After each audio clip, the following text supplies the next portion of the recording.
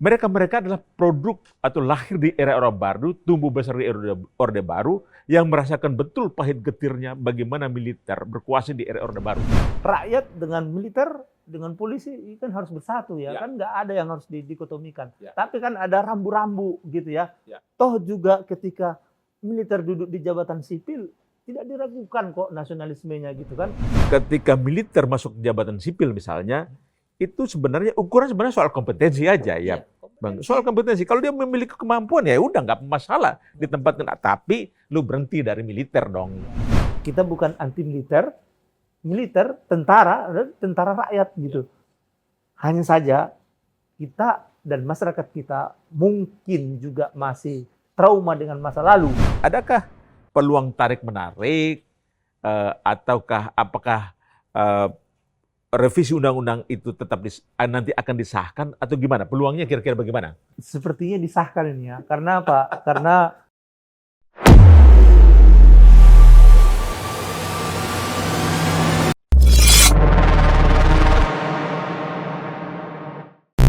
video ini dibuat bukan untuk menyudutkan siapapun, serta diolah berdasarkan fakta dan data. Jika ada yang merasa tersudutkan, silakan tonton kembali videonya dengan seksama. baik, kita ketemu lagi di Lambe Politik. Kali ini kita akan membahas tentang revisi Undang-Undang TNI, Undang-Undang Nomor 34 Tahun 2004. Nah, ada yang bilang ini sudah harus direvisi karena sudah kuno gitu ya, dan macam-macam itu. Kita akan bahas. Sudah hadir bersama saya Kakak John Aja dan bersama saya Kenorton Hutasoid untuk membahas seperti apa sih sebenarnya Undang-Undang TNI ini sehingga perlu direvisi, Kakak John. Ya kalau kita lihat berita yang tersebar di media, Undang-Undang TNI 2004 itu sudah tidak up to date lagi, maka perlu dilakukan revisi. Tapi menurut Kakak John update atau belum? Saya pikir masih update, Masih up to date aja, masih up to date. karena nggak ada tantangan yang serius terhadap negara kita. Karena undang-undang itu saya melihat sudah mengakomodir semua kepentingan TNI. Apalagi poinnya yang dibahas ini hanya penambahan atau perluasan penempatan anggota TNI aktif di lembaga negara. Betul, Bang Ken. Itu yang membuat marah para koalisi sipil. Kenapa? Menurut mereka kalau ini terjadi perluasan, makanya yang terjadi militerisme lagi, atau istilahnya ya hidup kembali dwi fungsi ABRI. Bahkan ini multifungsi kan. Semua Sebelumnya memang sudah disebutkan yang masuk multifungsi. multifungsi itu yang gimana kalau Bang Ken melihat ini juga? Ya, memang ada yang khawatir. Tapi kalau kita lihat apakah kekhawatiran itu terlalu jauh?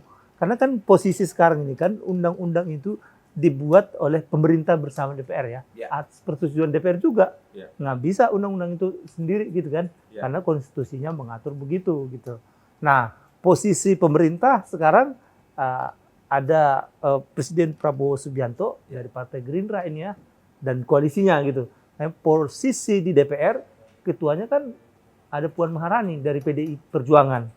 Yang dulu di era reformasi PDI Perjuangan ini juga menyuarakan demokrasi, artinya juga mendesak untuk dihilangkannya dwi fungsi ABRI kan begitu ya. Nah, tapi apakah ini akan kembali ke dwi fungsi ABRI atau multifungsi, itu yang dikhawatirkan para aktivis.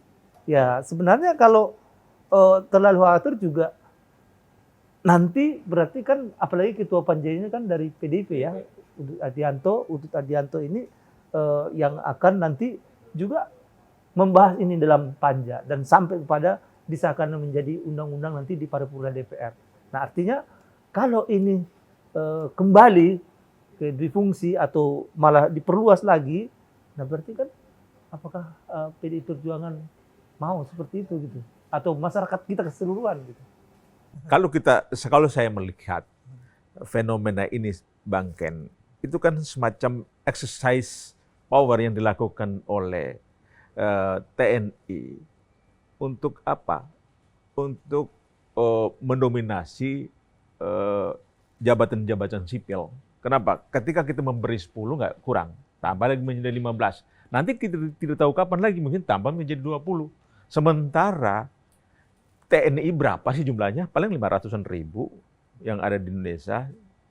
Makanya ketika kita melihat bahwa ada upaya untuk memperluas basis penempatan TNI aktif menjadi 15 atau bahkan mungkin lebih nanti, itu menjadi kekhawatiran. Kalau ini yang terjadi, supremasi hukum itu sudah tidak ditegakkan. Kalau kita ngomong supremasi hukum, supremasi sipil, berarti sipil yang berkuasa, TNI di bawah kekuasaan sipil. Kenapa? Itu amanat dari demokrasi.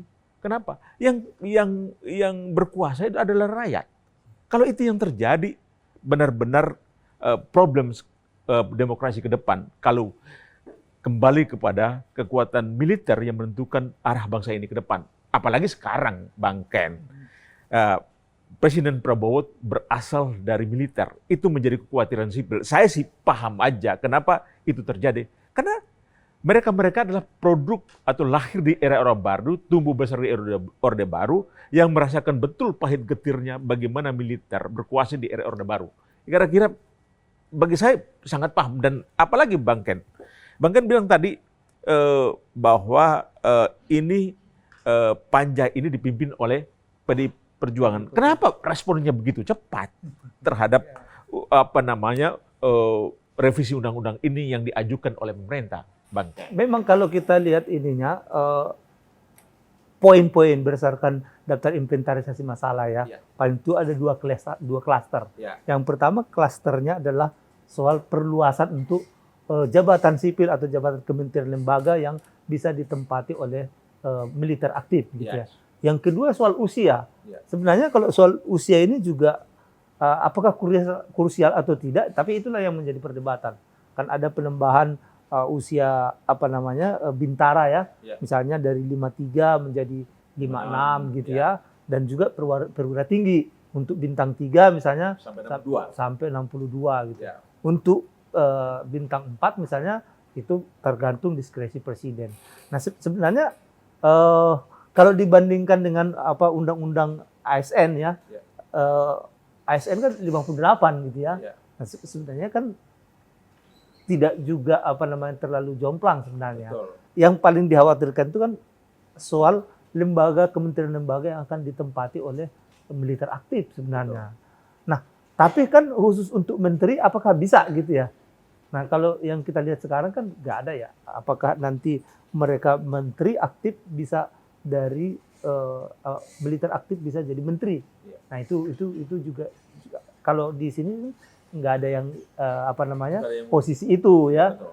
Posisinya kan katakanlah misalnya seperti kasus Sesmil bintang 2 misalnya, atau yang kemarin rame Teddy misalnya, pangkat letkol ya, karena ini kepala bulog. Tapi kepala bulog ini menurut Panglima TNI juga harus mundur dari militer aktif. Artinya ketika sebagai pimpinan lembaga, kementerian lembaga, memang yang kita lihat sekarang sepakat semua itu harus mundur. Betul. Tapi kalau untuk di posisi katakanlah misalnya aparaturnya, apakah dia katakanlah seperti katakanlah letkol TNI ini yang baru dinaikkan pangkatnya ini, posisinya bisa aktif karena dia di bawah Sesmil katanya. Betul. Nah, memang kan mereka tidak pengambil keputusan utama, mereka masih di level kalau dia eselon 2, kalau di kementerian lembaga selevel dengan direktur ya. Artinya masih ada atasannya dirjen. Artinya posisi dia itu boleh dikatakan melaksanakan kebijakan, bukan pengambil kebijakan sebenarnya. Dan posisi itu sebenarnya berdasarkan undang-undang ASN yang baru itu kan paling rendah kan eselon 2, sudah nggak ada lagi eselon 3, eselon 4 untuk reformasi birokrasinya. Artinya memang dia posisinya itu melaksanakan sebuah kebijakan, pengambil kebijakan. Sebenarnya kan simpel aja kan Bang Ken. Seharusnya kan ya bikin aturannya hampir harus sama sebenarnya, TNI sama sipil, jabatan sipil. Sebenarnya bagi saya itu seharusnya yang dilakukan gitu loh. Jadi nggak ada aturan-aturan lain sehingga punya ketika misalnya sekarang yang keputusan adalah di tangan presiden misalnya, ya ya sulit buat kita karena presiden sendiri berasal dari militer gitu loh. Jadi bagi saya misalnya kalau seandainya militer aktif yang menjadi entah pimpinan lembaga atau memiliki jabatan di sipil, ya sudah gampang aja, sudah berhenti dari militer gitu loh.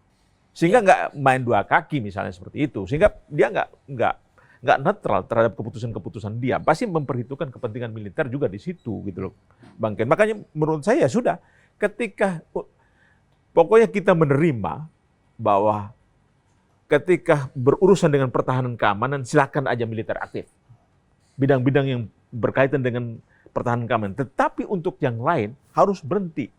Harus berhenti kenapa? Ini jabatan sipil. Ini supremasi sipil yang mana kita menjalankan demokrasi gitu loh. Itu buat saya ini menjadi sangat serius ketika orang protes, ketika perluasan penempatan TNI itu di jabatan-jabatan sipil yang lain. Itu menjadi problem buat kita, problem buat demokrasi juga Bang Ken. Iya, sebenarnya kalau kita cermati, tidak hanya soal TNI ya, artinya polisi juga ya. Yang lalu di kabinet yang lalu pemerintahan Jokowi dirjen di keimigrasian misalnya dari polisi gitu ya. Nah, saya berpandangan seperti ini, apakah tidak lebih baik misalnya dikonversi saja misalnya. Betul. Kalau dia misalnya dari polisi atau dari TNI masuk di kementerian lembaga yang mengurusi sipil gitu ya. Alangkah baiknya dia dikonversi aja jadi ASN gitu. Iya, betul. Misalnya dia letkol, dia setara golongan berapa misalnya. Tapi dia pensiun dari militerannya, dari TNI-nya atau dari polisinya, tapi dia jadi ASN gitu. Berarti kan istilahnya ketika militer masuk jabatan sipil misalnya, itu sebenarnya ukuran sebenarnya soal kompetensi aja ya. Bang, soal kompetensi. Kalau dia memiliki kemampuan ya udah nggak masalah ditempatkan. Tapi lu berhenti dari militer dong. Dan bagaimana solusinya? Dikonversi jadi ASN gitu kan? Nah dia dengan jabatan tertentu. Toh juga sekarang kan dengan undang-undang ASN sekarang memungkinkan orang yang non ASN atau katakanlah misalnya bukan pegawai negeri sipil untuk menduduki jabatan dirjen seperti abang senior misalnya Usman Kansong misalnya kan dia dari non PNS tapi pernah menjadi dirjen IKP misalnya kan sudah ada mekanisme open bidding untuk menempati itu misalnya. Nah begitu juga misalnya apakah TNI, Polri untuk menempati jabatan tertentu ya bisa dibuka. Atau kalau misalnya diperlukan diskresi presiden misalnya karena seseorang itu dibutuhkan, ya udah jabatannya jadi jabatan sipil kira-kira begitu. Kalau begitu revisi undang-undang TNI tidak terlalu krusial menurut saya kan soal penempatan TNI itu di jabatan-jabatan sipil. Kenapa? Kita sudah membuka ruang begitu luas kan sebenarnya. Iya, bukan hanya artinya selama ini sudah dibuka untuk masyarakat luas yang punya kompetensi dengan kualifikasi tertentu untuk bisa duduk di jabatan kementerian lembaga gitu. Ya sebenarnya kan kalau kita mengacu pada undang-undang TNI, ya sudah ketika lu menempatkan posisi jabatan di kementerian yang tidak berkaitan dengan pertahanan, ya sudah lu cabut aja dari TNI. Makanya menurut saya undang-undang ini ya ngapain kita begitu cepatnya membahas itu sementara relevansi terhadap tuntutan atau tantangan itu nggak terlalu serius juga buat kita gitu loh. Jadi menurut saya agak dipaksakan juga kenapa TNI ngotot untuk cepat melaksanakan pembahasan undang-undang. Mereka kan rencananya sebelum Lebaran itu selesai, Bang Ken. Nah, itu gimana itu? Ya, itulah pentingnya bagaimana pelibatan masyarakat, partisipasi publik ketika pembahasan undang-undang. Kalau nanti terburu-buru, nasibnya bisa seperti Undang-Undang Cipta Kerja, ya kan? Betul. Yang nanti diuji di MK, dibatalkan misalnya. Ya. Nah, ini salah satu mekanisme penting dan itu menjadi pertimbangan di Mahkamah Konstitusi bahwa kurangnya partisipasi publik dalam pembahasan sebuah katakanlah misalnya diskursus tentang sebuah pembentukan sebuah undang-undang itu juga bisa menjadi pertimbangan MK untuk membatalkan gitu ya. Nah, artinya pembahasan revisi undang-undang TNI ini perlu melibatkan masyarakat luas gitu. Dan termasuk juga misalnya tadi salah satu pendapat saya itu mengkonversi itu Jadi tidak harus orang katakanlah misalnya, oh ini TNI, dia harus aktif di situ. Kenapa rupanya kalau dia pindah jadi ASN? Betul. Nah, toh juga misalnya kalau militer membutuhkan masyarakat sipil, apabila dengan keahliannya diperlukan duduk di satu jabatan tertentu di militer, kan juga memungkinkan juga, walaupun mungkin hal-hal tertentu kekhususan, seperti tituler misalnya ya, seperti si Deddy Corbuzier sekarang jadi katakanlah staf khusus di Kementerian Pertahanan misalnya. Kan ini sudah sesuatu yang cair bisa dilakukan seperti itu, tidak perlu membuat sebuah revisi yang revisi Undang-Undang TNI yang membuka ruang semakin curiga masyarakat kita untuk kembalinya TNI di fungsi ABRI-nya gitu atau di fungsi TNI-nya. Gitu. Kalau kita lihat Mas Bang Ken, kan ini diajukan oleh pemerintah. Ya. Diajukan oleh pemerintah, kemudian dibahas di DPR revisi Undang-Undang TNI ini. Apa kira-kira peluang? Apakah revisi undang-undang ini nanti disahkan atau tidak? Kenapa? Kalau kita lihat betapa dominannya partai berkuasa di DPR, ketuanya memang partai dari PDI Perjuangan, partai yang tidak berkuasa lah kira-kira seperti itu. Ketua panjangnya juga. Ketua panjangnya PDIP. Adakah peluang tarik menarik ataukah apakah revisi undang-undang itu tetap nanti akan disahkan atau gimana? Peluangnya kira-kira bagaimana? Sepertinya disahkan ini ya. Karena apa? Karena sudah ada statement juga dari Ketua Panjanya Utut Adianto bahwa tidak perlu khawatir bahwa di fungsi ABRI itu kembali gitu. Ada pernyataan seperti itu. Dan kalau kita lihat juga komposisi di DPR juga ya fraksi-fraksi pendukung pemerintah kan mayoritas gitu ya. Dan kalau voting ya otomatis kalah lah gitu ya, artinya dari di luar dari pemerintah pastilah menang yang pemerintah dari sisi itunya. Tapi kan apakah kita dalam pengambilan kebijakan itu mengedepankan voting gitu ya? Kan lebih bagus dengan musyawarah, buka dengan argumentasi yang bisa mencarikan solusi bahwa ini loh masyarakat tidak perlu curiga, tapi dengan disebutkan alasan-alasan yang masuk akal buat masyarakat secara luas gitu maksudnya, Kak Jan. Ya, karena gini Bang, kan saya melihat bahwa Panglima TNI misalnya memparalelkan antara bagaimana bangun sinergitas antara supremasi sipil dan profesional TNI nggak nyambung menurut saya, Bang Ken. Kenapa? Supremasi paling super lah. TNI itu berada di bawah sipil. Kenapa? Karena kita konsekuensi menerima negara demokrasi gitu loh, bahwa ya sipil lah yang berkuasa.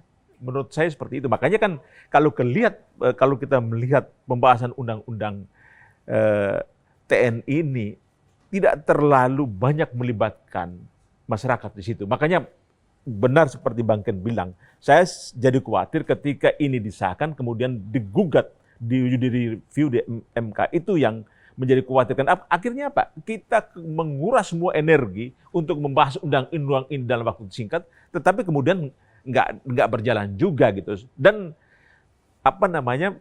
sebenarnya kan kita melihat bahwa ada hal yang tersembunyi di balik itu, Bang Ken. Kenapa? Lu terlalu terburu-buru. Partisipasi publik dalam pembahasan revisi undang-undang ini sangat minim kalau kita lihat di DPR ya. Paling kita dipanggil kan mantan anggota TNI dan sebagainya, para jenderal itu. Tapi secara partisipasi publik dan masyarakat sipil kurang dilibatkan itu. Makanya saya agak khawatir, kalau menurut saya Bang Ken, ya sudah tunda dulu, jangan sekarang gitu loh, jangan sebelum Lebaran. Setelah buka peluang seluas-luasnya bagi pendapat, opini, riset dan sebagainya untuk membahas undang-undang ini, Bang Ken. Ya, saya sangat setuju kalau itu dilakukan penundaan. Tapi kata kuncinya menurut saya, kita bukan anti militer. Ya, betul. Kita sangat mendukung militer. Negeri ini juga berdiri juga peran militer juga ya. Ya, dulu kan ada TKR dan segala macam. Ada perjuangan-perjuangan itu. Toh juga kita mengenal bahwa seperti pidatonya Presiden Prabowo. Ya. Tentara adalah tentara rakyat, polisi adalah polisi rakyat, kan gitu ya. Ya, artinya memang dari sejarahnya militer kita adalah militer rakyat gitu. Ya. Nah, jangan pula setelah kita sudah mulai membaik seperti ini misalnya situasinya, ada dikotomi antara rakyat dan militer gitu ya. Nah, tapi toh juga kita harus menjunjung supremasi sipil. Ya. Ketika misalnya kita sudah sepakat bahwa kita adalah negara dengan supremasi sipil, negara hukum, berarti pemimpinnya sipil. Walaupun misalnya dia berlatar belakang militer, tapi ketika dia ikut maju sebagai kontestasi di pilpres dan segala macam, dia harus mundur dari militernya, harus jadi sipil. Tapi kata kuncinya, kita bukan anti militer, tentara, dan tentara rakyat gitu. Hanya saja kita dan masyarakat kita mungkin juga masih trauma dengan masa lalu yang ketika dari penguasaan, katakanlah kekuasaan di tangan sipil, direbut dengan cara-cara tertentu sehingga kekuasaan militer berkepanjangan gitu ya, sampai kekuasaan itu 32 tahun. Gitu. Nah, trauma itu mungkin bisa terjadi gitu ya. Nah, tapi perlu diberikan keyakinan kepada publik bahwa mungkin salah satunya dengan menunda dulu. Toh juga urgensi yang mau dimasukkan ini apa gitu. Hanya soal penempatan jabatan yang lebih luas sama dan soal usia ya kan. Toh juga kalau misalnya dia katakanlah misalnya udah pensiun, kalau diangkat ke katakanlah di kementerian lembaga, ada mekanisme yang sudah pensiun juga bisa duduk. Betul. Sudah banyak contoh kan gitu. Ada juga mekanisme mereka bisa mundur menduduki jabatan tertentu. Karena mekanisme itu sudah dibuka di Undang-Undang ASN. Betul. Memungkinkan jangankan TNI atau polisi atau Polri untuk duduk di jabatan itu. Masyarakat biasa yang bukan PNS pun dengan kualifikasi tertentu bisa menduduki jabatan direktur, dirjen melalui mekanisme open bidding atau bisa juga diskresi oleh presiden. Ya, kita harapkan semoga pengesahan revisi Undang-Undang TNI itu tidak terlalu terburu-buru. Buka ruang selebar-lebarnya bagi masyarakat untuk berpartisipasi dalam pembahasan revisi undang-undang ini. Sehingga benar seperti Bang Ken, tidak ada dikotomi antara rakyat dan antara sipil dan militer, rakyat dan militer dan sebagainya. Ya makanya ya kita bangun negeri ini ke depan dengan kemampuan kita. Ya militer juga kalau ketika dilepas jabatan militer masuk ke sipil ya benar-benar sipil yang profesional gitu. Jadi itu yang kita harapkan ke depan. Iya, memang rakyat dengan militer dengan polisi kan harus bersatu ya. Kan nggak ada yang harus didikotomikan. Tapi kan ada rambu-rambu gitu ya. Toh juga ketika militer duduk di jabatan sipil tidak diragukan kok nasionalismenya gitu kan. Kita juga masyarakat sipil. Apalagi juga sudah ada undang-undang juga masyarakat sipil ini bisa mengikuti. Kalau ingat Kakak John ada komponen cadangan katanya. Nah itu masyarakat sipil yang cinta negeri yang mau dengan pelatihan militer sebagai komponen cadangan. Begitu juga dengan militer ketika misalnya di jabatan sipil, ya dia untuk mengabdi kepada rakyat. Nggak ada masalah sebenarnya kan. Nggak ada problem di situ. Saya kira harus ada kesepakatan bersama dan membangun, jangan ada saling curiga. Karena militer untuk Indonesia, rakyat untuk Indonesia, polisi juga, ya semua jabatan itu untuk mensejahterakan gitu ya. Tapi tetap harus dibuka ruang supaya ada di situ dialektika dan membangun kepercayaan rakyat dengan TNI sama-sama bahwa tujuannya merevisi ini adalah untuk kemajuan bersama gitu ya. Kita harap seperti itu, Bang Ken. Semoga bangsa ini lebih baik ke depan. Kita tidak usah menghadirkan lagi dikotomi yang tidak produktif bagi perkembangan bangsa. Saya kira cukup begitu. Ya, oke. Kita akan berbincang lagi nanti di Lambe Politik berikutnya.